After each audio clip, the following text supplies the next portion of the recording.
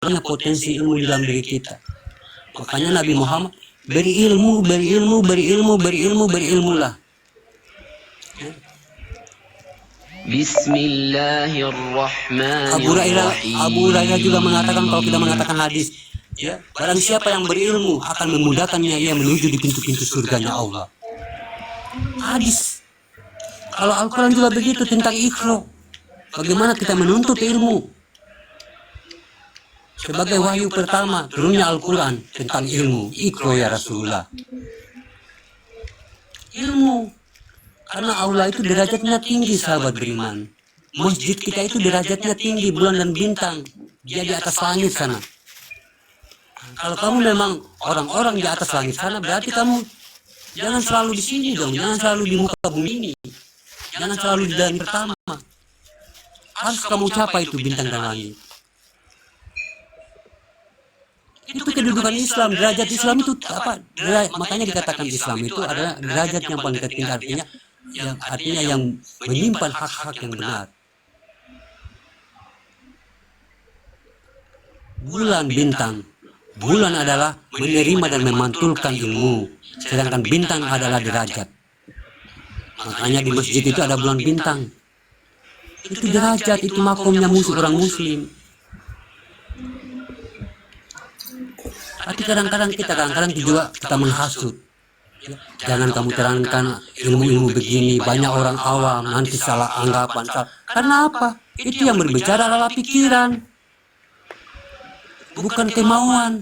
Jangan kamu mengatakan marifat di depan orang. Jangan kamu menguraikan ilmu marifat di depan orang. Banyak orang awam yang tidak menerima. Yang tidak menerima itu, ya berarti orang-orang yang terkubur, orang-orang yang dibutakan mata hatinya, dan orang yang berbicara itu berbicara dengan kepalanya. Karena kita wajib berilmu, Islam itu wajib berilmu. Makanya diletakkanlah sifat-sifat Allah itu dalam Asmaul Husna itu al-ilmi, maha berilmu. Kalau memang kita adalah seorang muslim, sahabat berilmu, jangan kita cuma saya nggak apa-apalah, hanya Tuhan yang tahu, ya, saya nggak apa-apalah awam, ya. Itu yang berbicara itu keakuanmu, tapi Allah nggak mau begitu kamu. Allah nggak mau, nggak menerima kamu pilihan Allah kok, kamu dimuliakan kok. Masa kamu mau tidak berusaha? Kamu paling dimuliakan di antara makhluk lainnya. Kamu adalah pilihan Allah untuk diturunkan ke bumi untuk menerangi alam semesta dengan membawa amanahnya. Sebagai pilihan Allah. Masa kamu lupa dengan hal itu? Masa kamu artinya menyerah dengan hal itu? Kalau kita tidak ada mursyid, ya sahabat beriman, kalau kita tidak ada di kampung saya karena gara-gara musik kurang, nggak ada musik rohani. Padahal gurunya itu adalah dirinya sendiri. Makanya kita kebanyakan kebingungan. Saya ini atau mungkin yang aba-aba lagi itu hanya menyampaikan, sahabat beriman, membuka jalan. Bernarasi itu membuka jalan untuk kamu membaca dirimu. Kalau memang tidak ada mursyidmu di sana, kamu bagaimana memahami dirimu sendiri ini? Kamu membaca dirimu sendirimu ini. Itulah guru yang sebenarnya guru. Itulah rahasia Allah. Karena jasad ini sudah menutup semua kodrat-kodratnya Allah. Nyawamu ada di dalam, zatnya ada di dalam, sifatnya ada di dalam. Kamu tinggal baca aja tuh. Bagaimana cara bacanya? Berarti di dalam ini adalah yang maha hidup, yang maha menggerakkan, yang maha melihat, yang maha semuanya, yang maha segalanya menguasai seluruh tubuhnya. Bagaimana cara mempelajarinya? Berarti jangan merasa ada, jangan merasa memiliki. Itu saja sebenarnya intinya, sahabat beriman. Itu saja, itulah guru yang sebenarnya. Setelah itu nanti akan Allah memudahkan kita. Menemukan dengan apa? Kata hakikat akan menemukan dengan guru yang hakiki, yaitu guru rohani yang ada dalam diri kita. Yaitu siapa? Pemilik Bapak Ruh. Artinya pemilik Bapak Ruh. Siapa? Nur Muhammad. Itulah Bapak Ruh. Adam adalah bapak manusia. Itulah guru, bukan berarti alasan kita harus alasan saya nggak ada mursyid di kampung, kurang mursyid. Itu bukan alasan untuk kita belajar, sahabat beriman. Kita membaca Al-Quran, itu Al-Quran hanya mengatakan kamu banyak membaca dirimu.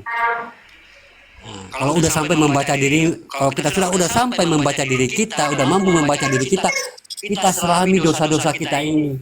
Pahami diri kita ini, bagaimana banyaknya kita berbuat dosa, bagaimana kesalahan-kesalahan kita kepada orang lain, bagaimana banyaknya kesalahan kita kepada ibu kita.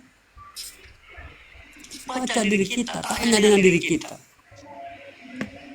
Kalau membuat kita tidak sadar lagi, ingat mati akan besok. Coba ingat kematian, 5 menit aja. Kira-kira mati itu harus mati itu mau kemana? Ingat aja. Mau tidur ingat mati, kerja ingat mati, semua ingat mati. Makanya orang yang paling, artinya orang yang paling bukan yang paling ya, orang yang baik di sisi mata Allah, artinya yang baik di sisi mata Allah, ya, yang baik ini ya, bukan yang berilmu, yang orang yang baik di sisi mata Allah, dia selalu orang-orang yang mengingat masa matinya. Kenapa masa mati itu menterapikan jiwa kita ini? Dia akan menterapikan jiwa kita ini untuk lebih baik. Jangan kita beranggapan, hidup saya kekal, ya, hidup saya masih panjang.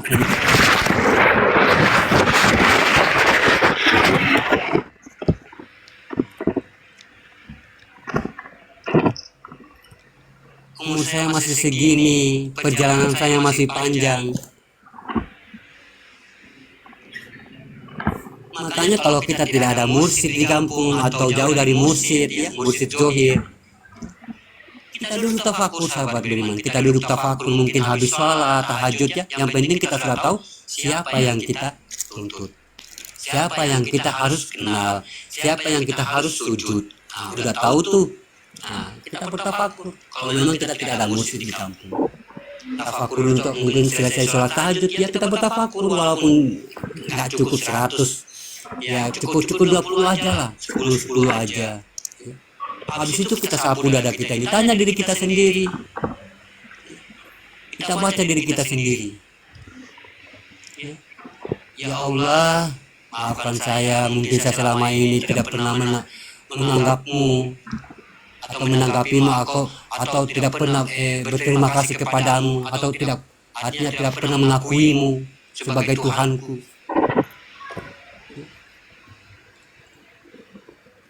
Kalau sudah masuk ke dalam diri itu nggak ada lagi sebutan ya Allah, udah nggak ada. Karena itu sudah termasuk diri yang dijadikan. Tanya, siapa diri kita? Ya diriku, atau sebut nama kita yang saya katakan tadi yang pertama. Bagaimana kalau seseorang itu, siapa namaku ya Allah, kalau orang memanggilku? Katanya Allah bagaimana? Nah, apapun yang kamu diberi nama oleh orang tuamu itu tetap namaku. Katanya Allah. Bagaimana dengan panggilanku? Walaupun apa orang yang memanggil kamu itu adalah panggilanku. Karena dia di sini kodratnya diri. Nah, itu maksudnya bagaimana kita kalau kita mengkaji diri, artinya mengaji Rasul, kalau orang bahasa Jawa bilang mengaji diri. Ya siapa aja kita dada kita ini, sebut namanya, nama kita. Bang Yuda sehat selalu, sebut namanya, karena di situ dia kodratnya diri kita, ruhani bagi manusia, yaitu nyawa, bukan ruh yang jatuh pada zat kuna, yaitu yang diciptakan.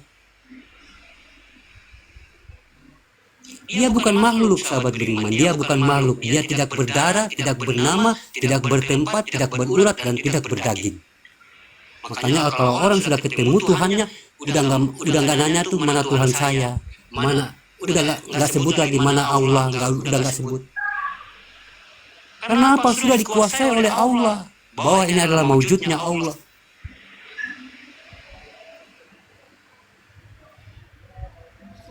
Kalau kita sudah dalam lingkaran seperti seperti itu sahabat beriman. Masya Allah.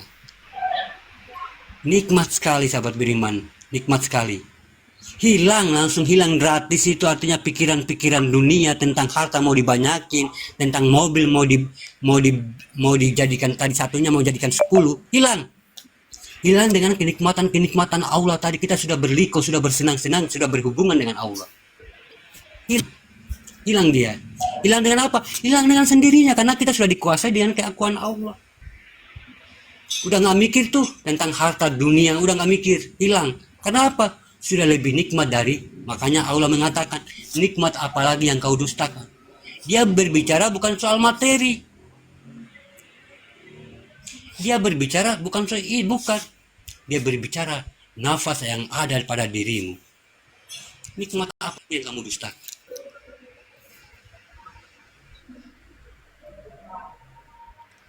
Dia berbicara bukan dalam kenikmatan soal materi, soal kenikmatan, tidak. Dia berbicara tentang nafasnya. Dia selalu menjaga kamu, dia selalu menghidupi kita, dia selalu pokoknya senantiasa bagaimana biar kita kuat, bisa kita bekerja, menafkahi anak-anak kita, anak istri kita. Itulah kenikmatan, apa yang kamu dustakan lagi.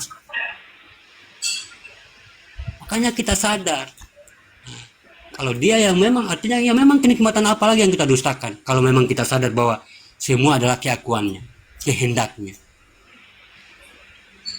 Tapi kalau kita hanya mementingkan diri sendiri, keegoan diri sendiri, sehingga yang ada di dalam ini kita lalaikan, kita lupakan, artinya seolah-olah dia tidak ada, ya, kita tidak anggap dia sebagai yang artinya dirinya Allah yang dijadikan, ya artinya ya ruh akan tersiksa. Nyawa ini akan tersiksa sahabat beriman. Seharusnya dia sebagai imam bagi kita, imam bagi kehidupan kita. Nah, tapi imam ini ya karena sudah nggak dihiraukan, kita artinya kitanya nggak peka sama dia. Ya. Ini tersiksa dia, tersiksa. Nah, dengan tersiksa itulah dia, artinya kita tidak memperbiasakan mengenalnya ya. Nah, makanya dia artinya kita dengan kebiasaan kita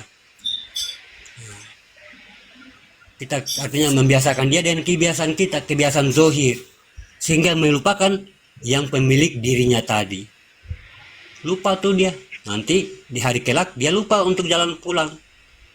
Tadi manggilnya Allah, hai jiwa-jiwa yang tenang, engkau kembalilah kepada aku dan masuklah ke dalam surgaku. Udah nggak ada tuh, udah lupa jalan pulang dia. Kenapa? Karena jasad semaunya sendiri di dunia, nggak ngikut. Kan tadi kan saya sudah jelaskan tentang bagaimana hari tenangnya seorang bayi 8 bulan, dalam masa 8 bulan di kandungan. Itu kan dia berjanji. Itu kan sudah menerangkan semua di dalam Al-Quran. Kita bersaksi. Sudah kita bersaksi, pas sudah kita artinya sudah sampai ke alam semesta, ke alam dunia, kita bersaksi dengan keakuannya Allah dalam diri kita lagi. Itulah yang dikatakan syahadat. Syahadat mengajak kita bagaimana kita mengenal Allah. Syahadat mengajak kita bagaimana berjumpa dengan Allah. Syahadat mengajak kita bagaimana kita bisa membedakan keakuan diri dengan keakuan Allah. Nah, syahadat mengajak kita bagaimana kita membedakan mana diri umat dan mana diri Tuhan. Itu syahadat. Itu yang paling wajib di atas kewajiban. Itu yang nomor 1 dalam rukun Islam. Tapi kita lalai, artinya langsung kita loncat ke nomor 2. Yang esensial kita lupa. Hanya kita mengatakan, oh cuma syahadat doang. Ini syahadat, ini asyhadu alla ilaha illallah wa udah. Jangan kita berislam karena keluarga sahabat beriman. Jangan kita berislam karena keturunan. Jangan kita berislam karena bapak saya Islam, ibu saya Islam. Jangan sahabat beriman. Semua satu nyawa, satu pertanggungjawaban sahabat beriman. Satu nyawa, satu pertanggungjawaban. Ya, kalau kamu berdosa, nggak mungkin kamu bagi-bagi dosa kamu sama ibu kamu, nggak mungkin. Artinya kita membagi-bagi dosa kita ini dengan ibu kita, nggak mungkin. Makanya satu nyawa satu pertanggungjawaban karena sudah memang tadi berjanji di alam kandungan tadi, di alam masa kandungan. Kita sudah berjanji. Apakah aku ini Tuhanmu? Ya, engkaulah Tuhan kami ya Rob. Tapi kami lengah terhadap itu. Tapi kami lengah terhadap peringatan itu. Tapi kami lengah terhadap tanda-tanda itu.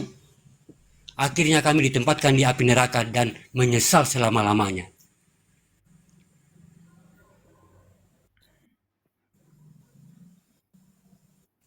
Lalai. Tahu cuma pura-pura tidak tahu, sahabat beriman. Artinya kita tidak peka. Makanya syahadat itu bisa membedakan mana keakuan Allah dan mana keakuan diri. Itulah pentingnya syahadat. Mana keumatan, mana kehambaan, mana ketuhanan. Itulah pentingnya syahadat. Makanya dia diawalkan. Jangan dulu kita lompat di nomor 2, yaitu sholat. Jangan dulu kita lompat ke rukun-rukun yang lainnya, yaitu haji. Jangan dulu. Kita bagaimana menempatkan diri dulu kita di syahadat. Sudah mantap fondasi kita, sudah mantap artinya untuk tempat duduknya tiang agama kita yaitu sholat. Baru kita turun di sholat. Udah kuat nih tiang sholat kita ini. Udah kuat karena apa? Udah ada dasarnya. Jadi sholatnya udah benar. Karena apa? Udah kenal tuh yang disembah di masjid. Udah asik sholatnya. Ya. Apalagi haji, udah haji benar dia. Kenapa? Udah tahu. Yang artinya yang disebut dengan kata Tuhan tadi udah tahu. Udah mengenal dia. Jadi apapun yang digerakin, apapun yang dikerjakan, ibadah, puasa itu diterima. Kenapa? Ya udah kenal. Makanya artinya saya katakan lagi ulang-ulang, Islam ini memegang hak-hak yang berprinsip kebenaran, ya, yang tidak pernah bertolak belakang dengan akal manusia. Dia memegang prinsip-prinsip kebenaran Islam ini. Kalau tidak benar tidak bisa. Itu Islam. Kalau nggak benar itu salah. Itu Islam. Itu Islam. Makanya di situ ada ihsan, sahabat beriman. Ihsan sebagai apanya? Ihsan sebagai atapnya. Ya, udah ada fondasinya, lepas itu udah ada tiang rumahnya. Sisa apanya? Sisa ihsannya. Yaitu berliko, berkasih sayang, ya, terhadap makhluk-makhluk Allah yaitu manusia, terhadap Tuhan itu sendiri. Itu yang dikatakan musyahadah atau muraqabah. Isangnya udah pakai atapnya. Itulah yang dikatakan rumah-rumah surga. Kalau sudah berbentuk rumah surga di dunia, otomatis kita turun di akhirat sudah pasti di surga. Kenapa? Kita sudah menciptakan surga-surga di dunia, rumah surga di dunia. Otomatis kita sudah turun di surga kalau di akhirat kelak. Tidak mungkin kita sudah berbuat maksiat, berbuat dosa, lepas itu harapan kita besar untuk masuk surga. Ya kan mustahil. Karena kita apa? Menyimpang dari sifat-sifat surga tadi. Ya, itulah ihsan. Ya, atapnya yaitu berkasih sayang, ya. Kalau kita memang mencintai Allah, berkasih sayang sesama, ya, karena itu adalah wajah-wajah Allah. Karena di dalam diri mereka ada kodrat-kodrat Allah, ada batin-batin Allah. Itu walaupun dia suku apa, walaupun dia agama apa, walaupun kita berbeda agama, ya. Jangan kita memandang sukunya, jangan kita memandang agamanya, jangan kita memandang wajahnya, tapi kita memandang, kita menilai, kita beradab yang ada pada dirinya. Itu yang dinamakan mencintai Allah. Kalau kita mencintai agama, ya palingan hanya ada perbedaan. Itu mencintai agama, sehingga agama dijadikan Tuhan. Ya. Kalau sudah dijadikan agama sebagai Tuhan, nah, engkau beda, kamu beda, kamu beda, kamu beda. Saya yang benar. Kalian pemahaman kafir, kafir, kafir, kafir. Kalian beda-beda tuh pemahaman kafir semua. Cuma saya adalah golongan yang satu yang benar, yang masuk surga. Kenapa dia mencintai agamanya? Ambil casananya di bawah dah, di balik. Dia bukan mencintai, dia bukan mencintai Allah. Kalau kita sudah mencintai Allah ya otomatis sudah kita mencintai agama kita. Karena awaludin ma'rifatullah. Siapa? Artinya adanya Islam karena sudah mengenal Allah. Nah, berarti kalau dia sudah Islam, berarti dia memang wajib mengenal Allah.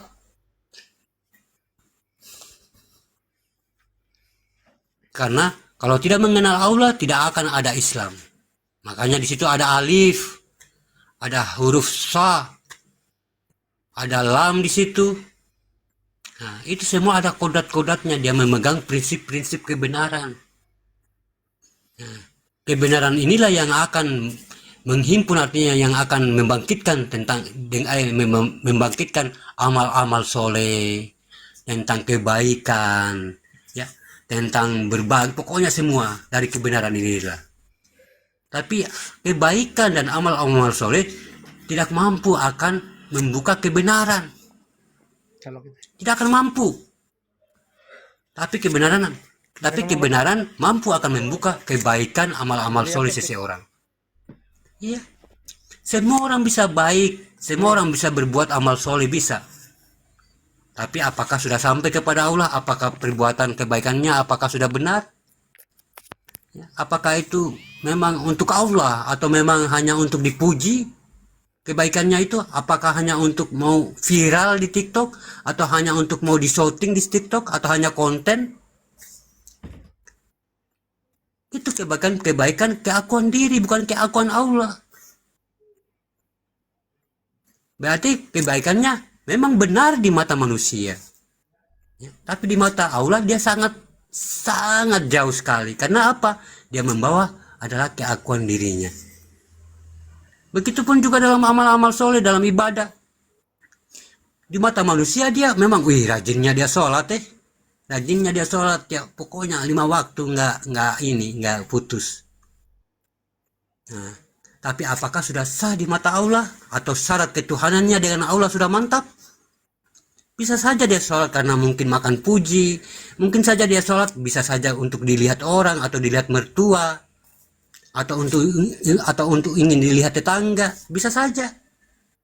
Atau mungkin bisa saja hanya sholat Jumat, nanti isanya lohornya udah nggak sholat, bisa saja. Mungkin hanya setahun atau 2 tahun lepas itu udah nggak sholat atau sholatnya bolong-bolong, bisa saja. Kenapa? Nggak ada kebenaran di situ, sahabat beriman. Nggak ada kebenarannya. Hanya kita ikut-ikutin katanya dan katanya dan katanya. Diiming-iming surga ya katanya, diiming-iming pahala ya katanya, ikut-ikutan. Sehingga apa? Sehingga pikiran meliputi hanya surga dan pahala. Sehingga Allah dijadikan nomor 2. Karena apa? Karena lantaran keegoisan kita. Kalau nggak ada pahala, kalau nggak ada surga, nggak mau sholat tuh. Kalau nggak ada pahala yang 72 derajat, nggak mau tuh duduk di depan imam tuh, nggak mau. Tapi kalau dia memang artinya orang yang beribadah benar, kalau dia memang seorang muslim, untuk apa derajat? Ya? Yang penting saya sudah datang dari awal. Kalau memang kita rajin sebagai umat muslim untuk sholat, ya awal datang, duduk di depan, jangan pula karena pahala. Nah, ini Allah sudah jadi nomor 2 di sini posisinya. Ya. Yang dicintai tadi hanya pahala, tapi tidak mencintai Allah. Makanya saya katakan lagi, amalia itu membahas, artinya membawa bahasa dalam amal itu ada batasnya, sahabat beriman. Ada batasnya. Tidak bisa kita hanya asal ngomong doang, ya, harus bermakom. Ada batasannya. Ya. Kalau sudah masuk dalam ketuhanan, kerohanian, itu amalia tidak bisa, sahabat. Itu batasan. Nggak bisa sampai di situ. Makanya kalau kita hanya duduk di makom amalia, sahabat beriman, minta maaf sebelumnya ya. Duduk di makom amalia, ya. Apapun mereka bicarakan artinya untuk menghalalkan sesuatu, sahabat beriman. Iya. Karena apa? Nanti mereka kalau ditanya, "Oh, ini semua ada di sini." Di sini di hadis. Saya akan hadis itu lebih penting daripada Al-Qur'an.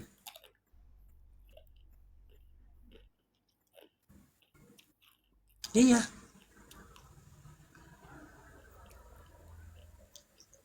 Bukan berarti artinya ya, bukan berarti kita mau artinya menyepelekan artinya syariat. Artinya ya, karena orang yang bermarifat berhakikat tanpa syariat tidak bisa, ya.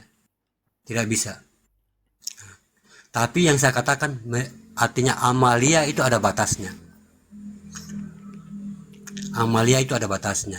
Kalau kita mengatakan tentang ruhani, tentang ketuhanan, itu amalia nggak bisa. Ada batasannya. Jangan pula kita seorang yang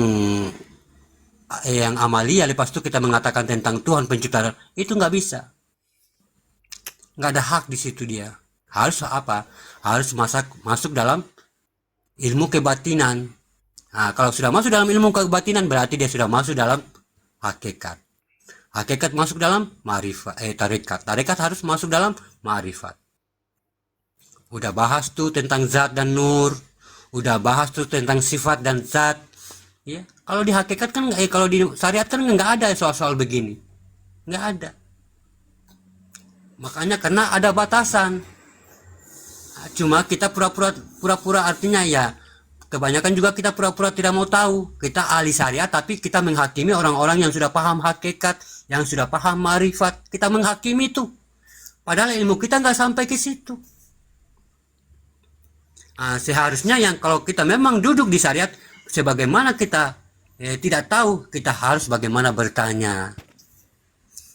Udah sampai di syariat nih, dia udah sampai di hakikat nih. Ya, kalau saya seumpama ahli syariat, udah sampai di hakikat nih. Banyak yang aku nggak tahu di hakikat. Mending aku belajar lah. Cuma kebanyakan kita lengah, sahabat beriman. Kita membawa artinya apa yang ada di dalam diri kita, yaitu macam seperti gelas kita ini nggak mau dikosongkan. Ya, kita mendatangi orang-orang yang ahli hakikat itu dengan isi, artinya dengan isi. Kita bukan jadi kita datangi itu bukan belajar, hanya untuk membantah, hanya untuk mengkritik, hanya untuk memprotes. Kenapa kita bawa dengan isi? Makanya amalia itu ada batasannya. Kalau kita mendengar tentang pembahasan apa hakikat atau marifat, itu amalia nggak bisa. Tapi kebanyakan kita ya begitulah. Kadang-kadang kita dengar yang kayak gitu-gituan, kita membantah dan kita membanding-bandingkan dengan syariat. Padahal ilmu kita itu belum sampai ke hakikat.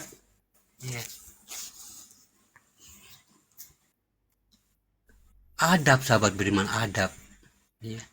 Tidak sebegitu, artinya tidak begitu saja, enggak. Harus butuh adab, harus butuh moral, harus butuh kesosialan. Kalau kita memang beragama. Saya dulu waktu di pondok juga begitu, sahabat beriman. Saya dengar hakikat aja itu udah mau muntah. Ya. Saya dengar marifat itu udah mau muntah, jijik saya. Kenapa? Saya cuma memahami tentang bagaimana mereka mengaku Tuhan. Saya cuma memahami sedikit doang itu aja. Biasa kan saya orang anak-anak pondok. Karena hanya saya sebatas mendengar. Saya belum pernah mengikut pengkajiannya, mengajinya tentang hakikat marifat. Saya cuma hanya dibilang katanya dan katanya dan katanya. Makanya orang yang memprotes begitu, mereka hanya katanya. Tapi kalau sudah duduk di hakikat, mereka kalau memang ingin belajar, duduk di hakikat mereka akan paham. Tapi mereka hanya bilang katanya, kenapa? Gengsi. Orang-orang anak-anak pondok dulu saya kayak saya dulu itu saya gengsi amat sih. Saya sudah merasa diri saya ini yang paling alim, sahabat beriman. Paling alim, paling suci. Karena apa? Saya ke masjid, dari masjid saya tablik, mengadakan tablik itu merenungkan suci anak-anak. Dari masjid ke masjid itu. merenungkan suci anak-anak. Namanya itu apa? Renungan kilat. Saya kasih duduk anak-anak itu. Rasa bangga saya, rasa sombong saya luar biasa, sahabat beriman. Iya, dulu saya waktu masih di pondok itu, di pesantren Al Khairat itu. Luar biasa keakuan diri saya menebal. Saya kasih duduk anak-anak itu, bukan cuma puluhan, ratusan. Kita dihadiri senior-senior ada berapa belasan orang tuh. Di mana-mana pokoknya di kota ini berpindah-pindah, di masjid ke masjid, di masjid ke masjid. Iya, karena saya lahir dengan hari itu saya lahir di Palu itu, artinya saya sekolah di Palu itu, saya besar dengan tante saya, dengan bibi saya. Jadi saya belum mengetahui hal-hal sesuatu yang dipelajari oleh orang tua saya, kedua orang tua saya di kampung. Nah, setelah saya libur dari artinya pulang kampung, padahal orang tua saya, semua keluarga besar saya itu megang 4 syariat, hakikat, tarekat, dan ma'rifat. Nah, sampai Umi di situ mengatakan, jangan sembah Tuhan ustadzmu, tapi sembahlah Tuhanmu. Nah, saya bingung di situ, sahabat beriman. Saya bingung sampai sakit. Mikir karena saya ini kan sudah keakuan diri saya sudah menebal, saya yang paling suci. Sudah menganggap diri saya suci. Saya anak-anak pondok kok gengsi tuh. Sudah hafal Al-Quran sebagian hampir mau setengah mau hampir walaupun juga enggak sampai 30, walaupun enggak sampai jadi hafiz Al-Quran. Ya. Umi ngomong kayak gitu sampai sakit saya. Sampai juga hari itu saya udah nggak balik di pondok. Saya melanjutkan sekolah saya di negeri. Sambil saya belajar kepada Umi kepada Bapak. Bapak mengijazahkan saya untuk berduduk sila kepada paman-paman saya. Memahami tentang ma'rifat, hakikat, tarekat. Setelah sudah diijazahkan, paman-paman saya ini mengijazahkan untuk belajar kepada orang-orang lain, kepada mursyid-mursyid yang lain.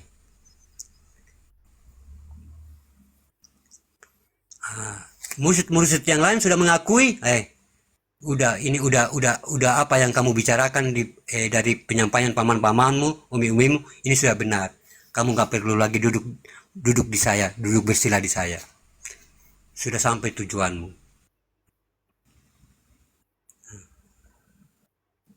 Saya dulu begitu, sampai bingung, sahabat beriman.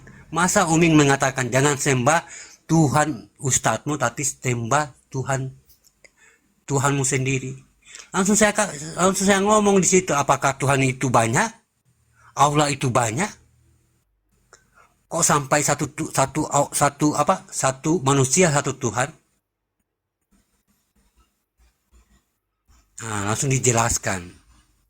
Dibukakan Al-Quran tentang pokoknya perjalanan tentang surat yang terakhir itu yang bisa saya mengerti, langsung nangkap, langsung buka, hati saya terbuka, yaitu pas terakhirnya ayat suci Al-Quran, yaitu surat An-Nas itu tentang ilahin nas,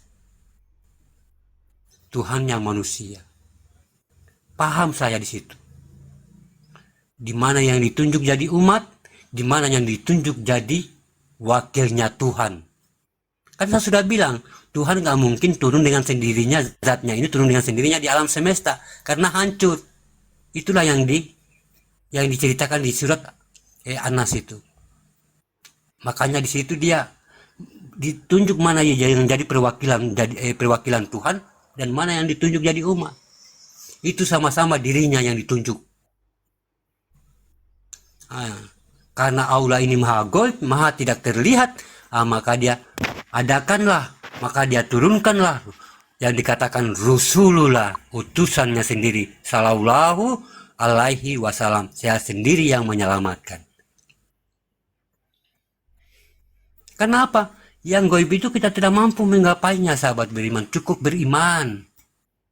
Yang kita ikuti yang Rasulullahnya itu. yang nyawa bagi kita, yang ruhnya manusia, yang kodratnya itu, yang diikuti manusia yang itu. Bukan berarti Tuhan itu banyak, tapi di dalam diri manusia itu yang dikatakan kodrat-kodrat Allah, itu yang kita ikuti. Karena apa? Biar Allah ini nggak mau hamba-hambanya itu artinya praduga dan prasangka, artinya menganggap dia artinya dengan sesuai dengan pikiran apa yang kita pikirkan. Nggak mau kayak gitu Allah, nggak mau syirik kita katanya. Makanya dia wujud di dalam diri manusia dengan dirinya yang dijadikan dengan apa? Satu tanda, yaitu rasa. Nah, itulah bukti kebesarannya. Rasa. Apa rasa di dalam diri kita? Macam-macam rasa di dalam diri kita. Ya. Kangen juga ada, lapar juga ada, mau nangis juga ada, sedih juga apa. Pokoknya segala macam yang bentuk rasa itu adalah kebesarannya. Itu yang bekerja. Itu yang bekerja. Bukan rasa berarti kamu disentuh, bukan. Itu zohir. Tapi rasa yang tidak terlihat. Sedih, ya. Kangen, rindu kasih sayang, cinta. Itu rasa semua. Itu dari dia. Itu bukti kebesarannya, biar kita ini paham bahwa sesungguhnya pemilik kodrat ini ada pemiliknya, ada yang pemiliknya. Jadi alasannya begitu. Artinya Allah ini memberikan, artinya kita sebagai pilihannya untuk menjadikan perantara bagi dirinya. Inilah yang dikatakan kita adalah mubarakatunya. Kita ini adalah berkat-berkatnya Allah. Kalau kita berbuat baik, ya berkatnya Allah. Inilah yang dikatakan mubarakatunya Allah. Berbuat baik kepada orang lain, itu berkatnya Allah. Itulah alasannya sahabat beriman. Makanya kita hidup di dunia ini, alasannya itu. Kita ini adalah pilihannya yang paling istimewa di antara manusia-manusia yang belum ada. Ya, kalau kita pernah memang melihat, ya, minta maaf sebelumnya ya, melihat sains-sains tentang ini kajiannya ada di Wadi Manimanikam. Sesungguhnya itu kita itu artinya pilihan Allah itu artinya yang memasuki telur, artinya telur ya, telur dalam janin ya, itu bukan cuma satu ya, sperma itu bukan cuma satu, tapi di situ ada ratusan, mungkin puluhan atau ribuan yang akan menuju ke telur. Nah, kalau kita masuk dalam pengkajian sulbi, ini akan masuk. Itu bukan cuma satu doang, bukan cuma dirimu saja.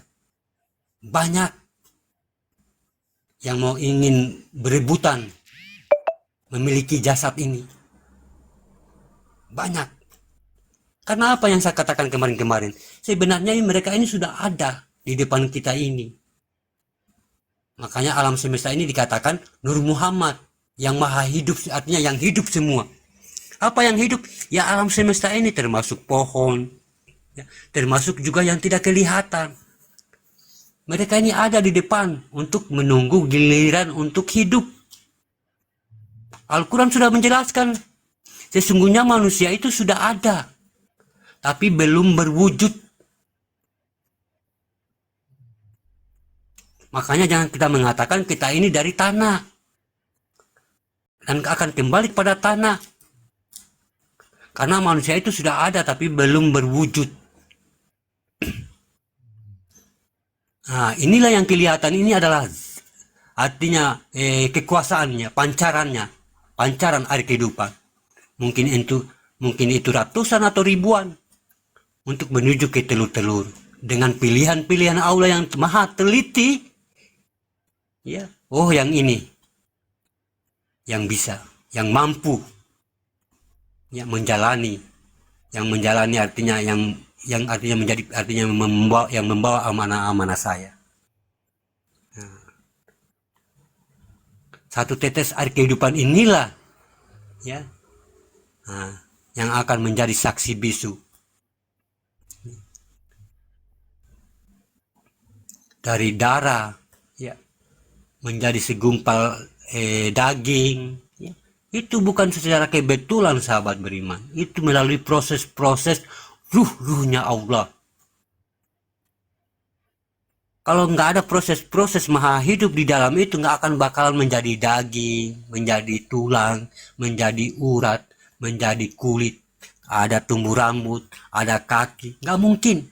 Kalau cuma janin doang, lepas itu nggak ada yang maha hidup di dalam, itu nggak mungkin jadi. Coba lihat saja bangkai kalau udah meninggal, nggak ngapain-ngapain kan. Rongga juga nggak, ginjal juga nggak apa-apa, artinya nggak bisa berbuat apa-apa, jantung juga nggak bisa berbuat apa-apa. Kenapa? Karena yang esensial, yang artinya yang intinya tadi artinya sudah keluar. Semua yang artinya yang bergantung, artinya rongga-rongga kita, jantung kita dia bergantung kepada dia itu udah keluar. Jantung udah nggak berdegup ya, kulit udah nggak ada rasa ya, darah udah nggak mengalir ya. Karena yang mengatur itu udah keluar dia. Inilah dari daging ditiupkan ruhnya daging. Kalau dalam bahasa Amalia ya ada unsur tanah, ada unsur api, angin, air.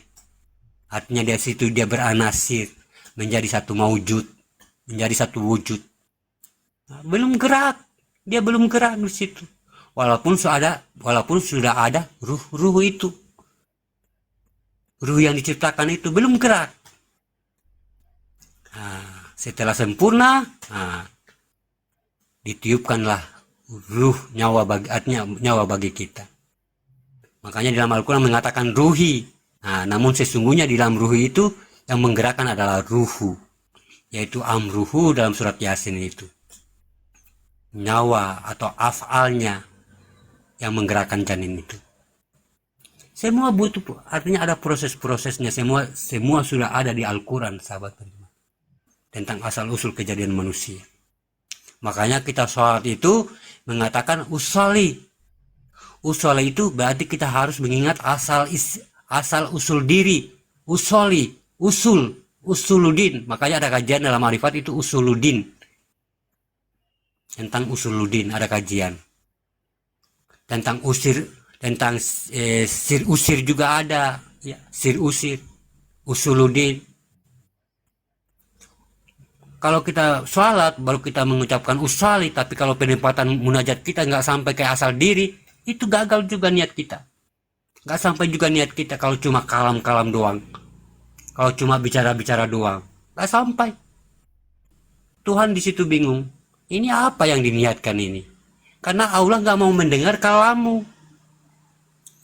Allah nggak melihat bibirmu berbicara, nggak melihat wajahmu yang kusuk, yang tenang, yang enggak mau. Dia enggak. Tapi Allah melihat melalui kolbu seseorang. Itulah yang dikatakan munajat, bahasa hati. Ya. Itulah Allah mendengar di situ, di perkataan hati nuraninya, hati kolbunya, di kata-kata halusnya itu yang dikatakan munajat. Dan Allah juga nggak memandang wajah, dia memandang di kolbu kita, dia memandang di batin kita ini. Makanya walaupun saya mengatakan saya ikhlas, tapi batin kita ini tahu, Allah tahu dia nggak ikhlas, cuma ngomong doang. Karena dia memandang bukan di bibir kita, dia bukan kayak makhluk. Orang kalau ngomong, lihat ngomongannya kan, udah percaya tuh. Tapi Allah nggak begitu. Allah itu membaca, mendengar di kolbumu. Ikhlas tidak ikhlas dia tahu. Makanya yang dia dengar itu adalah kata-kata hatimu.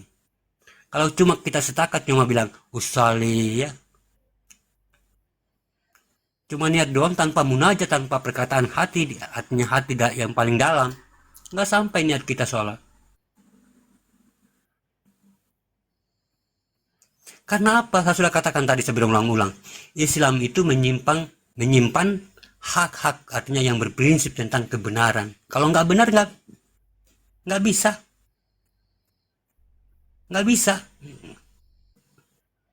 Kalau nggak benar memang nggak bisa, sahabat beriman, karena dia memang kebenaran. Agama Islam itu agama yang benar, bukan yang paling benar, agama yang benar. Nggak bisa. Selain dari itu, selain dari kebenaran memang nggak bisa. Islam menolak, Allah menolak. Kenapa? Kenapa? Allah maha benar, Allah maha mulia, Allah maha suci. Ya. Kalau kita menempatkan satu keyakinan yang tidak benar, ya, menjadi artinya yang sesuatu yang tidak benar, lepas itu kita menjadikan keyakinan, akan bertolak dengan Allah maha mulia, Allah maha benar. Bertolak dengan Tuhan kita. Bertolak belakang. Jadi apapun sholat kita harus benar. Sholat kita, hidup kita, diri kita, puasa kita harus benar. Nah, yang dikatakan ibadah orang-orang yang benar itulah adalah ibadah orang-orang yang artinya yang sampai kepada Allah. Makanya jalan yang tersirat, artinya jalan yang benar di dalam diri kita. Itulah jalan yang paling benar, itulah jalan yang lurus, itulah jalan yang tidak bengkok-bengkok kayak mata pancing. Itu semua ada di dalam diri kita. Lurus di batang tubuh manusia. Tidak bengkok. Turun Allah. Naik dia melihat zahirnya yang sudah sempurna. Dia cara melihat dengan bagaimana? Ini pandangannya. Pandangan bola mata kita ini. Kita hanya memiliki bola mata tapi tidak mampu memandang. Nah, jadi yang memandang adalah dia memandang zahirnya sempurna. Turun lagi Allah, naik lagi semua keakuannya. Itu keakuanku kata Allah. Naik turun tiap hari, tidak makan, tidak minum, tidak tidur, tidak pokoknya segala macam. Dia menjaga kita dalam 24 jam untuk selalu kita hidup. Cuma kita pura-pura bodoh, ya, artinya kurang peka. Seakan-akan itu cuma nafas biasa, ya. Karena apa? Kita melibatkan, artinya saya ulangi lagi, kita melibatkan dengan bagaimana cara kepala kita berkata, bagaimana cara kepala kita berpikir. Kalau cara kepala kita sudah berpikir, sudah ikut campur, tergoyahlah iman kita. Amburadul tuh iman kita tuh. Nanti sampai mati pun juga bakalan ada kebenaran. Karena apa? Kita bawa-bawa selalu dengan pikiran dalam konteks ketuhanan. Iya. Sama contohnya sholat, saya harus tenang. Itu zohir yang tenang, fokus itu zohir. Itu pikiranmu yang tenang. Itu makhluk. Tapi Allah nggak mau butuh begitu. Karena tidak ada manusia yang mampu sholat, artinya mampu sholat untuk memfokuskan pikirannya. Nggak ada. Ali bin Abi Thalib aja nggak mampu tuh menyempurnakan pikirannya, nggak mampu dalam sholat. Nggak mampu. Karena Allah nggak mau butuh begitu. Allah hanya butuh bagaimana keakuanmu atau bagaimana kamu berdiri di situ adalah diri saya. Nah, jadi diri saya inilah yang khusyuk dalam sholat itu, bukan kamu. Jadi jasad ini cuma melihat yang khusyuk di dalam itu. Dia hanya mampu memandang yang khusyuk di dalam diri kita itu yang sholat. Nah, memandang itulah seakan-akan Allah ini yang sujud, Allah ini yang bergerak dalam sholat, seakan-akan Allah ini yang itidal, pokoknya segala macam. Itulah yang khusyuk, itulah yang termasuk yang dimaksud khusyuk. Itulah orang-orang yang memandang, artinya memandang wujud Allah. Sudah tidak memandang dirinya lagi yang sholat di situ. Itu sudah sampai tuh, sholatnya udah sampai. Udah benar sholatnya. Tapi kalau kita hanya tidak mengetahui tentang kebenaran apa yang ada dalam sholat, lepas itu kita hanya ikut-ikutan doang karena hanya mungkin ini perintah dari Allah atau kewajiban dari setiap umat muslim. Ya kalau kita jadikan kewajiban, ya memang amaliyah. Perintah ya amaliyah. Berarti kita masih berpedoman dengan pikiran kita, karena sholat kita jadikan perintah. Karena sholat kita jadikan kewajiban. Kita jadikan wato'ah, bukan ba'da. Kalau ba'da itu kan harus bertuhan terus 24 jam. Ya. Tidak pernah sirna dia, mau makan juga bertuhan, mau tidur juga bertuhan. Bukan cuma dibatasi 5 waktu atau dibatasi waktu.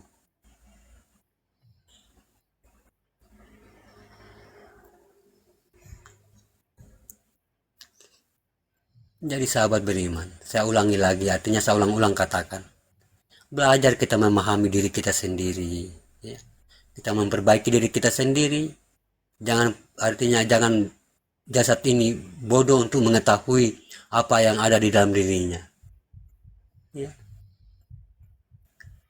Kalau memang di sana atau di sini tiada mursyid, artinya mursyid yang memahamkan, ya kita belajar membaca diri kita. Nah, kalau kita sudah paham bahwa gerakan ini adalah gerakannya Allah, ya kehendak Allah atau afalnya Allah, ya jangan kita merasa memiliki. Berarti kita harus mulai belajar mati sebelum mati. Kita belajar mati sebelum mati. Nah, kalau kita sudah belajar mati sebelum mati, nah, kalau kita sudah melewati, maka Allah memberikan kita gelar almarhum. Nah, berarti orang ini sudah innalillahi wa inna ilaihi rajiun. Udah sampai dia. Udah kembali dia. Jadi berkala hidup kita. Ya. Musibah dikit udah nggak kaget tuh. Udah nggak takut, pokoknya ya. Musibah dikit aja udah nggak kaget, karena apa? Karena kematian itulah yang mereka rindukan. Karena kematian itulah yang mereka nantikan, sahabat beriman. Ya, karena mereka sudah tahu itulah tempat yang akan abadi, tempat yang selama-lamanya, tidak sama dengan dunia. Ya. Tidak sama dengan dunia. Di sana tempat yang abadi.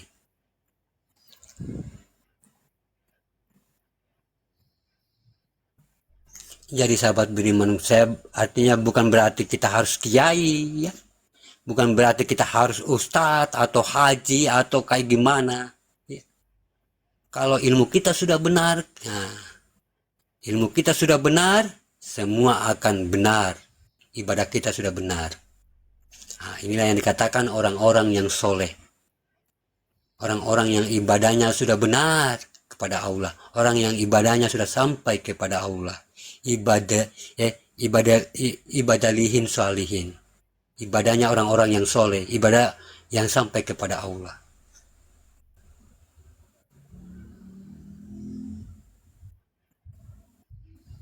Inilah yang arifin, orang-orang yang berilmu. Inilah yang amanu, orang-orang pembawa amanah, yaitu Thoibatulillah. Ya. Kita sudah digelar arifin tuh, Islam arifin dia. Ya, sudah arif billah dia. Karena apa? Dia memegang kehidupannya dalam kebenaran. Bukan cuma asal katanya dan katanya. Dia memegang kehidupannya dengan kebenaran. Bukan kehidupan makhluk, yaitu kebaikan, dan artinya berlomba-lomba membuat kebaikan dan beribadah kepada, artinya berbuat amal soleh. Bukan begitu. Bukan begitu. Tapi kita harus mencapai kebenarannya dulu. Nanti kebenaran ini akan membuka amal-amal kebaikan dan perbuatan-perbuatan ibadah itu.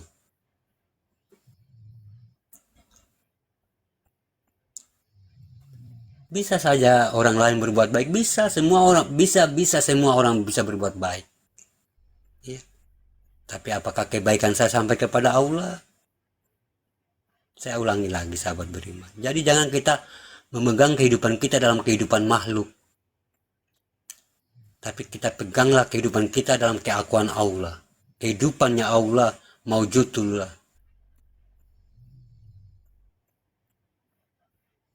Kehidupannya Allah. Jadi sahabat beriman, ya kita belajar mengaji diri, artinya mengaji diri kita, ya, membaca diri kita, mengaji diri kita, ya.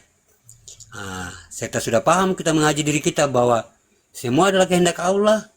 Jika kehendak Allah, ya, maha berilmu, maha melihat, maha mendengar, ya, maha suci, maha mulia.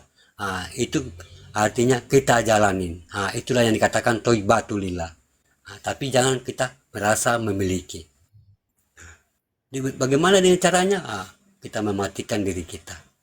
Itulah yang dikatakan taubat. Taubat yang paling baik di sisi Robmu. Katanya Al-Quran, itulah taubat yang paling baik di sisi Robmu ya Musa. Matikanlah dirimu. Kita mematikan diri kita. Kita belajar. Artinya bagaimanapun kita harus belajar. Artinya bagaimana? Ya menterapikan diri kita ini. Untuk lebih baik, bagaimana cara lebih baik. Memang susah sahabat beriman. Memang sulit karena kalau kita sebagai pemula. Karena mungkin hidup kita selama hidup kita 50 tahun, 20 tahun, ya. Hidup dengan keakuan diri, ya begitulah tebalnya itu sahabat beriman. Mungkin kalau uang segepok yang 10 jutaan kayak gitulah tebalnya tuh. Jadi dia harus butuh proses, tidak begitu saja untuk menghilangkan keakuan artinya yang membuat buram lentera kolbu di dalam diri kita. Mungkin udah bayangkan, mungkin udah 20 tahun hidup dengan keakuan diri. Ya. Mungkin tebalnya berarti tebalnya kayak macam uang 10 juta kayak gitu. Berarti kalau untuk menghilangkan ketebalan ini butuh proses. Bagaimana? Ya cara kita menterapikan diri dengan kebiasaan-kebiasaan itu. Nanti kebiasaan ini akan menjadi satu kebiasaan yang saya katakan tadi yang pertama awal-awal tadi tentang kajian Zohir itu. Yang tentang zikir sakaratul maut tadi. Kita biasakan. Ya, mematikan diri kita. Bagaimana jalannya Allah di situ? Untuk kita menuju jalannya Allah. Jalannya Allah kan jalan yang lurus tanpa bengkok.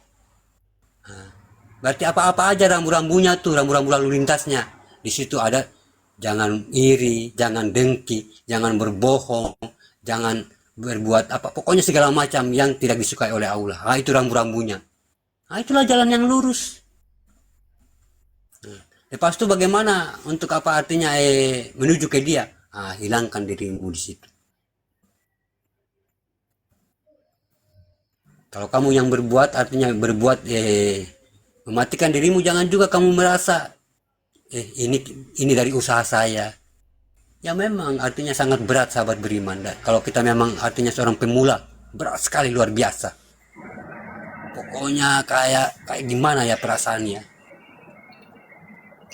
Artinya berat sekali, sangat berat. Luar biasa perjalanan, artinya bagaimana kita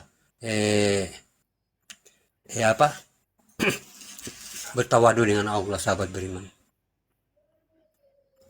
Kita bermahabbah dengan Allah itu luar biasa ujiannya. Ujiannya nggak kemana-mana sahabat beriman, tapi kita melawan keakuan diri kita ini luar biasa. Iya. Makanya kalau orang-orang yang makanya mursyid saya di sini pernah mengatakan kepada saya, makanya kalau kita artinya kalau kita sudah memiliki jalan yang benar untuk berjalan di jalan yang benar, ya. Bukan hanya artinya ditunjukkan, tapi bagaimana Allah memberikan artinya dengan kata umumnya, bagaimana kita itu dibanting-banting dulu.